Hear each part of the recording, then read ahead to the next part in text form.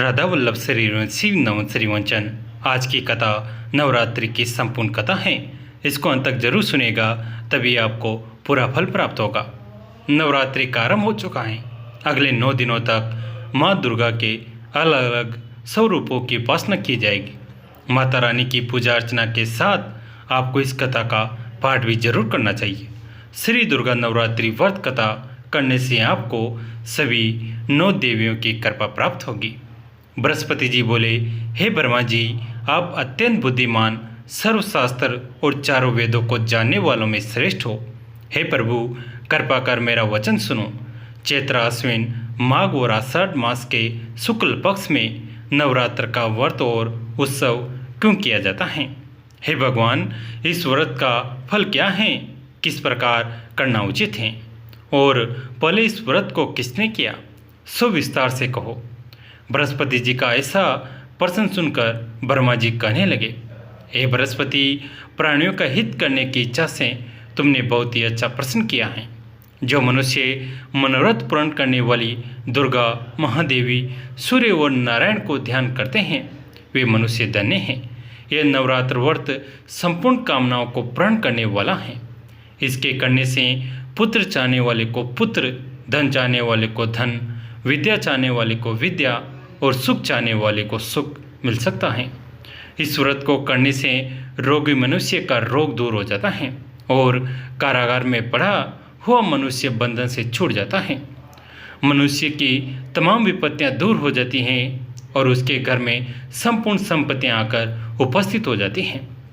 बंध्या और काक बंध्या के इस व्रत के करने से पुत्र हो जाता है। समस्त पापों को दूर करने वाले इस व्रत के करने से ऐसा कौन सा मनोरथ है जो सिद्ध नहीं हो सकता? यदि व्रत करने वाला मनुष्य सारे दिन का उपवास न कर सके तो एक समय भोजन करे और उस दिन बांधों सहित नवरात्रि व्रत की कथा श्रवण करे। हे बृहस्पति, जिसने पहले इस महाव्रत को किया है उसका पवित्र इतिहास मैं तुम्हें सुनाता हूँ, तुम सावधान होकर सुनो। इस प्रकार ब्रह्मा जी के वचन सुनकर बृहस्पति जी बोले, हे ब्राह्मण, मनुष्यों के कल्याण करने वाले इस व्रत के इतिहास को मेरे लिए कहा। मैं सावधान होकर सुन रहा हूँ, आपकी शरण आए हुए मुझ पर कृपा करो। ब्रह्मा जी बोले, पीठत नाम के मनोहर नगर में एक अनाथ नाम का ब्राह्मण रहता था। वह भगवती दुर्गा का भक्त था।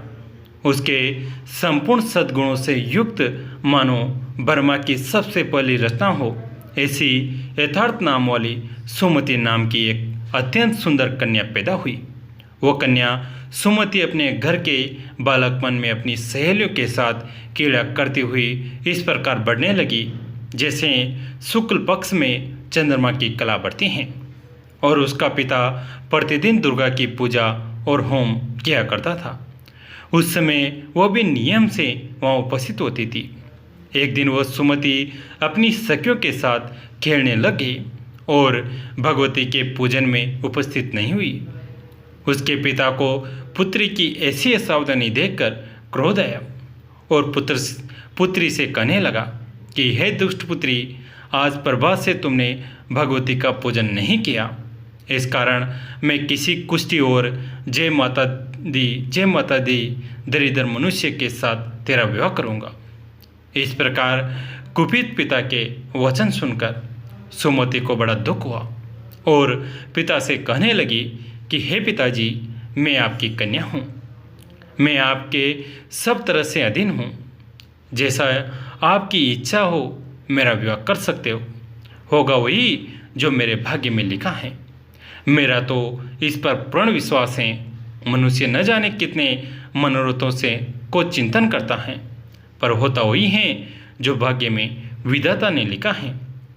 जो जैसा करता है उसको फल भी उस कर्म के अनुसार ही मिलता है, क्योंकि कर्म करना मनुष्य के अधीन है पर फल देव के अधीन है। जैसे अग्नि में पड़े हुए तर्ण दी उसको अधिक प्रदीप्ति कर देते हैं, उसी तरह अपनी कन्या के ऐसे निर्भयता से कहे हुए वचन सुनकर उस ब्राह्मण को अधिक क्रोध आया। तब उसने अपनी कन्या का एक कुष्ठी के साथ विवाह कर दिया और अत्यंत क्रोध होकर पुत्री से कहने लगा कि जाओ जाओ, जल्दी जाओ, अपने कर्म का फल भोगो। देखें केवल भाग्य के भरोसे पर रहकर क्या करते हैं।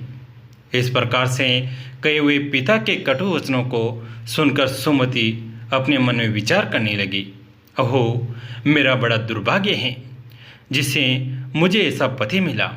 इस तरह अपने दुख का विचार करती हुई वह सुमति अपने पति के साथ वन चली गई और भयानक वन में कुशाई युक्त उस स्थान पर उन्होंने वह रात बड़े कष्ट से व्यतीत की।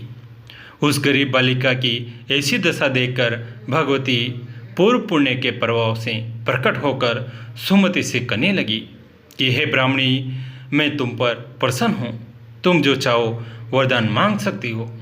मैं प्रसन्न होने पर मनोवांछित फल देने वाली हूँ। इस प्रकार भगवती दुर्गा का वचन सुनकर ब्राह्मणी कहने लगी कि आप कौन हैं जो मुझ पर प्रसन्न हुई हो।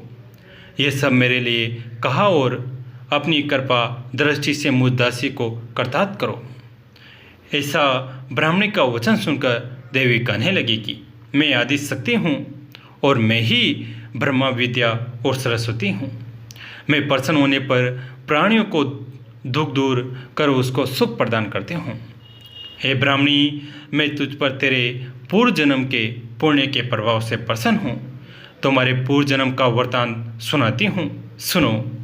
तो पूर्व जन्म में निषाद यानी भील की स्त्री थी और अति पतिव्रता थी। एक दिन तेरे पति निषाद ने चोरी की। चोरी करने के कारण तुम दोनों को सिपाहियों ने पकड़ लिया और ले जाकर जेल खाने में कैद कर दिया। उन लोगों ने तेरे को और तेरे पति को भोजन भी नहीं दिया।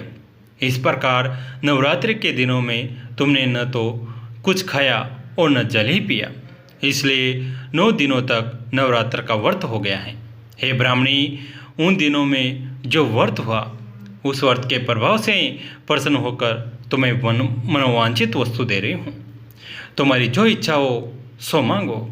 इस प्रकार दुर्गा के कहे वचन सुनकर ब्राह्मणी बोली कि अगर आप मुझ पर प्रसन्न हैं तो हे दुर्गे, आपको प्रणाम करती हूँ।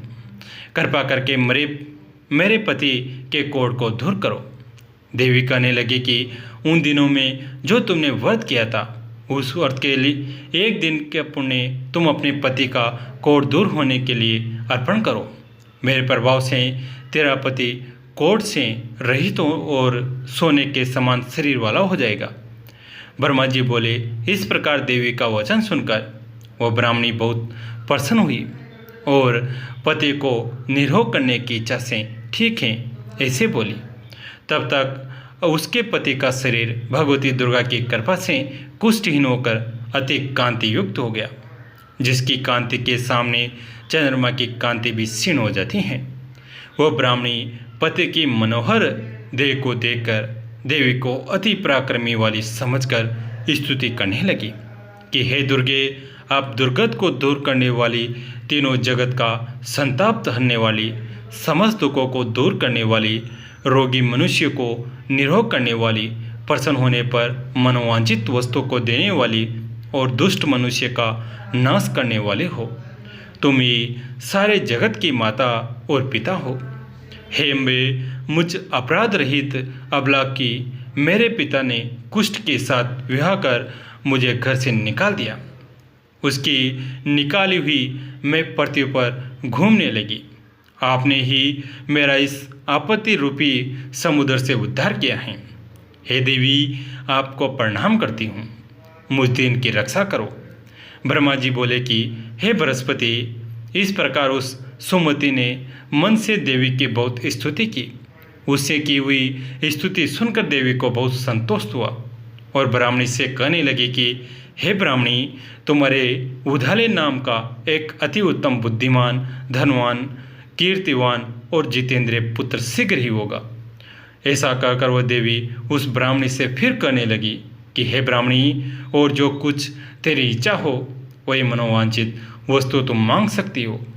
ऐसा भगवती दुर्गा का वचन सुनकर सुमति बोली कि हे भगवती दुर्गे, अगर आप मेरे पर प्रसन्न हो तो कृपा कर मुझे नवरात्रि विधि बताइए।